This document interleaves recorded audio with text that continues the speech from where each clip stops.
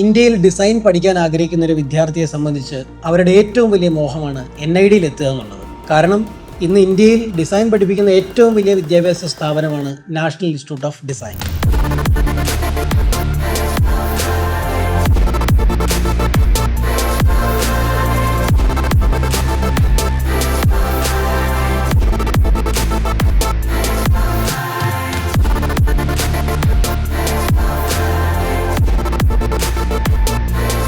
ഞാൻ ജിനേഷ്, തിങ്ക് ഇൻസ്റ്റിറ്റ്യൂട്ടിലെ senior design ഫാക്കൽറ്റിയാണ്. NIDയിൽ നമുക്ക് പ്രവേശനം കിട്ടണമെന്നുണ്ടെങ്കിൽ നമ്മൾ 2 പരീക്ഷകൾ പാസ്സാവേണ്ടതുണ്ട്. അതിലൊന്ന് ഡാറ്റ് പ്രിലിംസും 2 ഡാറ്റ് മെയിൻസും. ഡാറ്റ് മെയിൻസ് ആണ് സ്റ്റുഡിയോ ടെസ്റ്റ്. NID പ്രിലിംസ് ഒരു പേപ്പർ ബേസ്ഡ് എക്സാം ആയതുകൊണ്ട് തന്നെ പ്രധാനമായിട്ടും അതിൽ ടെസ്റ്റ് ചെയ്യുന്നത് കുട്ടിയുടെ ആപ്റ്റിറ്റ്യൂഡ്, ഡ്രോയിങ് സ്കില്ല്, ക്രിയേറ്റിവിറ്റി, അതുപോലെ ഒബ്സർവേഷൻ സ്കില്ല്, ഇതൊക്കെയാണ്. ഈ വളരെ കുറഞ്ഞ ഒരു സമയത്തിനുള്ളിൽ ഇതെല്ലാം കാണിച്ചു കൊടുക്കുക എന്നുള്ളത് ഒരു കുട്ടിയെ സംബന്ധിച്ച് വളരെ വലിയൊരു ചാലഞ്ചാണ്. NID സ്റ്റുഡിയോ ടെസ്റ്റിന്റെ ഒരു പ്രത്യേകത എന്താണെന്ന് വെച്ചാൽ പ്രിലിംസ് റൗണ്ടിൽ ഉണ്ടായിരുന്ന പല ലിമിറ്റേഷൻസിനെ ബ്രേക്ക് ചെയ്തുകൊണ്ട് വളരെ വ്യത്യസ്തമായിട്ടും വിഭിന്നമായിട്ടുള്ള പലതരം ചാലഞ്ചസിലൂടെ കുട്ടികൾക്ക് കടന്നു പോകേണ്ടതായിട്ട് വരും. NID സ്റ്റുഡിയോ ടെസ്റ്റിന്റെ ഒരു ഹിസ്റ്ററി എടുത്ത് പരിശോധിച്ചു കഴിഞ്ഞാൽ കുട്ടികളുടെ ക്രിയേറ്റിവിറ്റി ടെസ്റ്റ് ചെയ്യുന്ന ഒട്ടനവധി ചോദ്യങ്ങൾ ഉണ്ടായിട്ടുണ്ട്. പ്രധാനമായിട്ടും 3D മോഡലിംഗ്, അതുപോലെ audio round, visual round, mystery bag അഥവാ ബ്ലൈൻഡ് ടെസ്റ്റ്, അതുപോലെ കുട്ടികളുടെ ഇന്റർപേഴ്സണൽ സ്കിൽസ് വെളിവാക്കുന്ന ഇൻട്രാ ടെസ്റ്റ്, അതുപോലെ വീണ്ടും അതായത് പ്രിലിംസിൽ ടെസ്റ്റ് ചെയ്തിട്ടുണ്ടെങ്കിലും വീണ്ടും ഡ്രോയിങ് ടെസ്റ്റ് വീണ്ടും വരാനുള്ള സാധ്യതയും ഉണ്ട്. ഇനി നമ്മൾ 3D മോഡൽ ക്വസ്റ്റ്യനിലേക്ക് വന്നു കഴിഞ്ഞാൽ പല തരത്തിലുള്ള 3D മോഡലിംഗ് ക്വസ്റ്റ്യൻസ് നമ്മൾ എക്സ്പെക്ട് ചെയ്യാവുന്നതാണ്. അതിലൊന്ന് ഒരു വർക്കിംഗ് മോഡലിൻ്റെ ക്വസ്റ്റ്യനാണ്. അപ്പോൾ അതിൽ അവർ പല തരത്തിലുള്ള മെറ്റീരിയൽസ് നമുക്ക് തരും. അത് ഉപയോഗിച്ചിട്ട് അവർ പറയുന്ന കണ്ടീഷൻ സാറ്റിസ്ഫൈ ചെയ്യുന്ന തരത്തിലുള്ള ഒരു ഡിസൈൻ നമ്മൾ 3D മോഡലിൽ ഉണ്ടാക്കണം. അത് ചിലപ്പോൾ ഒരു മൂവിങ് ടോയ് ആവാം, അല്ലെങ്കിൽ ചിലപ്പോൾ ഏത് ഒരു വെയിറ്റ് ക്യാരിങ് സ്ട്രക്ചർ ആവാം.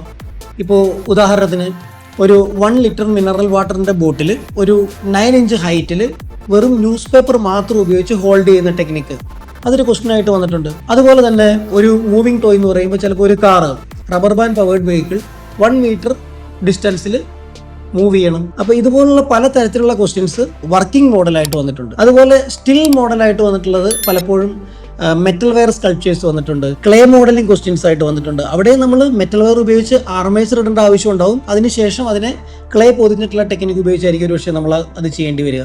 ഇപ്പോൾ റീസെൻ്റ് ആയിട്ട് ചോദിച്ചിട്ടുള്ള 3D മോഡലിംഗ് ക്വസ്റ്റ്യൻ എടുത്ത് നോക്കിക്കഴിഞ്ഞാൽ ഏതെങ്കിലും ഒരു ഫോമോ ഒരു സ്ട്രക്ചറോ തന്നിട്ട് എക്സാക്റ്റ് അത് തന്നെ റിപ്ലിക്കേറ്റ് ചെയ്യാനും അല്ലെങ്കിൽ അതിൽ നിന്ന് ഇൻസ്പിറേഷൻ എടുത്തുകൊണ്ട് ഏതെങ്കിലും ഒരു പുതിയ ഡിസൈൻ ചെയ്യാനുമായിട്ടുള്ള ചോദ്യങ്ങൾ ചോദിക്കാറുണ്ട്. അടുത്തതായിട്ട് നമുക്ക് ഓഡിയോ റൗണ്ടിലേക്ക് പോകാം. പലപ്പോഴും നമ്മൾ ഓഡിയോ കേൾക്കുമ്പോൾ നമുക്കൊരു വിഷ്വലുമായിട്ട് അതിനെ കണക്ഷൻ കിട്ടാറുണ്ട്. ഉദാഹരണത്തിന് നമ്മളൊരു ഡോർ തുറക്കുകയാണെങ്കിൽ അതിൻ്റെ ശബ്ദം മാത്രം കേട്ടുകൊണ്ട് നമുക്ക് തിരിച്ചറിയാനായിട്ട് സാധിക്കാറുണ്ടോ? അല്ലെങ്കിൽ ഒരു പെൻസിൽ ഷാർപ്പൻ ചെയ്യുമ്പോൾ ആ ശബ്ദം കേട്ടുകൊണ്ട് മാത്രം അത് പെൻസിൽ ഷാർപ്പൻ ചെയ്യണമെന്ന് തിരിച്ചറിയാനായിട്ട് നമുക്ക് സാധിക്കാറുണ്ടോ? അപ്പോൾ നമ്മൾ എപ്പോഴും ഒരു വിഷ്വലായിട്ട് കണക്ട് ചെയ്താൽ നമുക്കത് കമ്മ്യൂണിക്കേഷൻ കുറച്ചും കൂടി ഈസി ആയിരിക്കും. അപ്പോൾ ഇവിടെ നമുക്ക് വിഷ്വൽ തരുന്നില്ല, പകരം ഓഡിയോ മാത്രം കേൾപ്പിക്കുന്നു. അപ്പോൾ ആ ഓഡിയോ കേട്ടുകൊണ്ട് അത് 1ഉം 2ഉം ശബ്ദമല്ല, ചിലപ്പോൾ 10ഓ 12ഓ ശബ്ദം നമ്മളെ കണ്ടിന്യൂസ് ആയിട്ട് കേൾപ്പിക്കും. അത് സാധാരണഗതിയിൽ അവർ 2 പ്രാവശ്യം കേൾപ്പിക്കാറുണ്ട്. അപ്പോൾ ഈ 2 പ്രാവശ്യം കേൾക്കുമ്പോൾ നമുക്ക് പെട്ടെന്ന് തന്നെ ആ ശബ്ദം തിരിച്ചറിയാനായിട്ട് പറ്റണം. അതൊരിക്കലും നമുക്ക് അവിടെ ഒരു പേപ്പറിൽ എഴുതി വെക്കാനായിട്ട് ഒന്നും നമ്മുടെ കയ്യിൽ ഉണ്ടാവില്ല. ഈ ശബ്ദം നമ്മൾ മനസ്സിൽ എടുക്കേണ്ടി വരും. അതിനുശേഷം ഈ ശബ്ദം 1 by 1 ആയിട്ട് അത് ഐഡൻറ്റിഫൈ ചെയ്ത് കൃത്യമായിട്ട് അത് എഴുതാനുള്ള ചോദ്യങ്ങൾ വരാറുണ്ട്. അതുപോലെ തന്നെ ഈ ശബ്ദങ്ങൾ കണക്ട് ചെയ്തിട്ട് ഒരു സ്റ്റോറി റൈറ്റ് ചെയ്യാനുള്ള ചോദ്യങ്ങൾ വരാറുണ്ട്. ഈ ശബ്ദങ്ങൾ തന്നെ വീണ്ടും കണക്ട് ചെയ്തിട്ട് നമ്മളൊരു ഇല്ലസ്ട്രേഷനോ ഒരു സ്റ്റോറി ബോർഡോ ഒക്കെ ആക്കാനുള്ള ചോദ്യങ്ങളും വരാറുണ്ട്. ഇനി നമ്മൾ വിഷ്വൽ റൗണ്ടിലേക്ക് വന്നു കഴിഞ്ഞാൽ അവിടെ പലതരത്തിലുള്ള റാൻഡം ഫോട്ടോഗ്രാഫ്സ് കാണിച്ചിട്ട് അതിനെ കണക്ട് ചെയ്തിട്ട് ചിലപ്പോൾ ഒരു സ്റ്റോറി റൈറ്റ് ചെയ്യാനുള്ള ക്വസ്റ്റ്യൻസ് വരാറുണ്ട്. അല്ലെങ്കിൽ അത് ഉപയോഗിച്ചിട്ട് ഒരു ഇല്ലസ്ട്രേഷൻ വരയ്ക്കാനുള്ള ചോദ്യങ്ങൾ വരാറുണ്ട്. അല്ലെങ്കിൽ സ്റ്റോറി ബോർഡ് വരയ്ക്കാനുള്ള ചോദ്യങ്ങൾ വരാറുണ്ട്. അതുപോലെ ചരിത്രത്തിൽ എന്തെങ്കിലും പ്രാധാന്യമുള്ള ചില ഫോട്ടോഗ്രാഫ്സ് കാണിച്ചിട്ട് അത് ഏതാണെന്ന് തിരിച്ചറിയാനുള്ള ചോദ്യങ്ങൾ വരാറുണ്ട്. ചില അബ്സ്ട്രാക്റ്റ് ആയിട്ടുള്ള ചില വിഷ്വൽസ് കാണിച്ചിട്ട് നമ്മൾ കാണുമ്പോൾ പെട്ടെന്ന് എന്താണെന്ന് തിരിച്ചറിയാൻ പറ്റില്ല. അപ്പോൾ അതിനെപ്പറ്റി ഒരു റൈറ്റപ്പ്, അപ്പോൾ അത് നമ്മളുമായിട്ട് എങ്ങനെ ഇമോഷണലി കണക്റ്റ് ആവുന്നു അതിനെപ്പറ്റി ആയിരിക്കും ഒരു പക്ഷേ നമ്മൾ അതിനകത്ത് എഴുതേണ്ടി വരിക. അല്ലെങ്കിൽ അതിൻ്റെ കളർ ഏതായിട്ട് കളർ കോമ്പിനേഷനെ പറ്റിയിട്ട്, അല്ലെങ്കിൽ ആ കളർ നമ്മളോട് എന്താണ് സംസാരിക്കുന്നത്, അല്ലെങ്കിൽ അതിൽ തന്നിരിക്കുന്ന ഇമേജസ് എന്താണ് നമ്മളുമായിട്ട് കമ്മ്യൂണിക്കേറ്റ് ചെയ്യുന്നത്, അതിനെപ്പറ്റി നമ്മൾ ചിലപ്പോൾ ഒരു റൈറ്റപ്പ് എഴുതേണ്ടി വന്നേക്കാം. വിഷ്വൽ റൗണ്ടിൽ ഫോട്ടോഗ്രാഫ്സ് കൂടാതെ വീഡിയോസും വരാറുണ്ട്. ഇപ്പോൾ റീസെൻ്റ് ആയിട്ട് കൂടുതലും വീഡിയോസാണ് വരാറുള്ളത്. അപ്പോൾ വീഡിയോ വരുമ്പോൾ നമ്മൾ ഈ വീഡിയോ പൂർണ്ണമായിട്ടും കണ്ടതിന് ശേഷം അതുമായിട്ട് ബന്ധപ്പെട്ടുള്ള പല ചോദ്യങ്ങൾക്ക് നമ്മൾ ഉത്തരം എഴുതേണ്ടതായിട്ട് വരുന്നുണ്ട്. അതുപോലെ ചിലപ്പോൾ ഒരു പ്രത്യേക ഭാഗത്ത് ഈ വീഡിയോ സ്റ്റോപ്പ് ചെയ്തതിന് ശേഷം അതിൻ്റെ ക്ലൈമാക്സ് അല്ലെങ്കിൽ ബാക്കിയുള്ള ഭാഗം നമ്മളുടെ ഭാവനയിൽ നമ്മളോട് വിഷ്വലൈസ് ചെയ്യാൻ വരാറുണ്ട്. അത് സ്റ്റോറി ബോർഡായിട്ട് വരാറുണ്ട്, അല്ലെങ്കിൽ അതിനെപ്പറ്റി എഴുതാനായിട്ടുള്ള ക്വസ്റ്റ്യൻസ് വരാറുണ്ട്. വീഡിയോസ് കാണിച്ചിട്ട് അതിനെ പറ്റിയിട്ടും ഇൻ്റർപ്രറ്റ് ചെയ്യാനുള്ള ചോദ്യങ്ങളും വരാറുണ്ട്. അടുത്തായിട്ട് നമുക്ക് മിസ്റ്ററി ബാക്ക്ഗ്രൗണ്ട് അല്ലെങ്കിൽ ബ്ലൈൻഡ് ടെസ്റ്റിലേക്ക് പോകാം.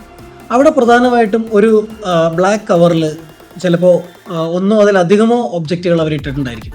പലപ്പോഴും നമുക്ക് തിരിച്ചറിയാൻ പറ്റുന്ന നമ്മൾ കണ്ടിട്ടുള്ള സാധനങ്ങളൊക്കെ തന്നെയായിരിക്കും അതിനകത്ത് ഉണ്ടാവുക. പക്ഷെ അത് നമ്മൾ ടച്ച് ചെയ്ത് ഫീൽ ചെയ്ത് അത് എന്താണെന്ന് മനസ്സിലാക്കുക എന്നുള്ളതാണ് അതിൻ്റെ ഒന്നാമത്തെ സ്റ്റെപ്പ് എന്ന് പറയുന്നത്. പിന്നീട് ക്വസ്റ്റ്യൻസ് പല രീതിയിൽ വരാം.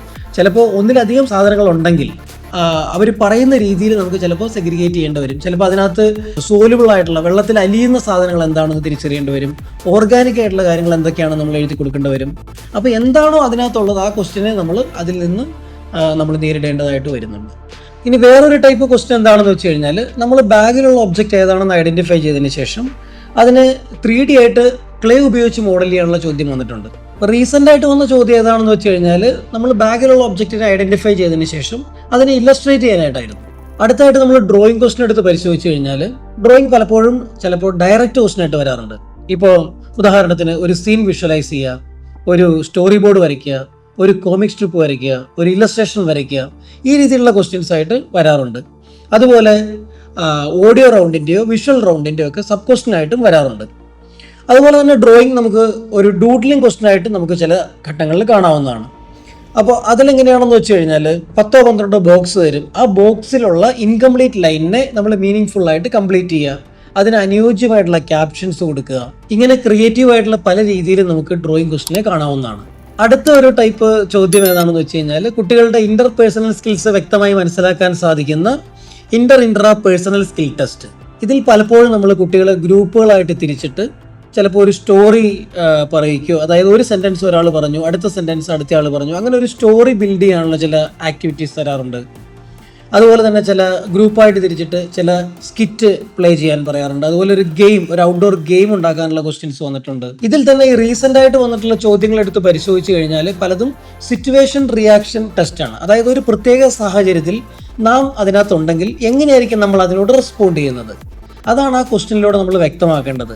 ഇതിൽ വന്നിട്ടുള്ള ക്വസ്റ്റ്യൻസ് നമ്മളെടുത്ത് പരിശോധിച്ച് കഴിഞ്ഞാൽ അത് പലതും ഈ അടുത്ത കാലത്ത് നടന്നിട്ടുള്ള പല സംഭവങ്ങളുമായിട്ട് കണക്ട് ചെയ്തിട്ടുള്ളതായിരിക്കും. അപ്പോൾ നമുക്ക് ഇത്തരം അനുഭവങ്ങളും ഇത്തരം കാര്യങ്ങളും നമുക്ക് അറിയാമെങ്കിൽ നമുക്ക് വളരെ ഈസി ആയിട്ട് ഈ ക്വസ്റ്റ്യനെ ആൻസർ ചെയ്യാനായിട്ട് സാധിക്കും. പൊതുവെ വരാൻ സാധ്യതയുള്ള ഇത്തരം ചോദ്യങ്ങളാണ് നമ്മൾ ഈ വീഡിയോയിൽ ഉൾപ്പെടുത്തിയിട്ടുള്ളത്. പക്ഷേ എന്നാലും NID ആയതുകൊണ്ട് തന്നെ ഇതിനപ്പുറമുള്ള ചോദ്യങ്ങൾ നമ്മൾ തീർച്ചയായിട്ടും എക്സ്പെക്ട് ചെയ്യണം. അത്തരത്തിലുള്ള ചോദ്യങ്ങളെ പോലും ടാക്കിൾ ചെയ്യുന്ന രീതിയിലാണ് തിങ്ക് നിങ്ങൾക്ക് വേണ്ടിയിട്ടുള്ള പരിശീലനം ഒരുക്കിയിട്ടുള്ളത്. തീർച്ചയായിട്ടും ഇത് നിങ്ങളുടെ സ്റ്റുഡിയോ ടെസ്റ്റ് പ്രിപ്പറേഷന് വേണ്ടിയിട്ട് വളരെയധികം ഹെൽപ്ഫുൾ ആയിരിക്കും. It's me Jinesh, signing off.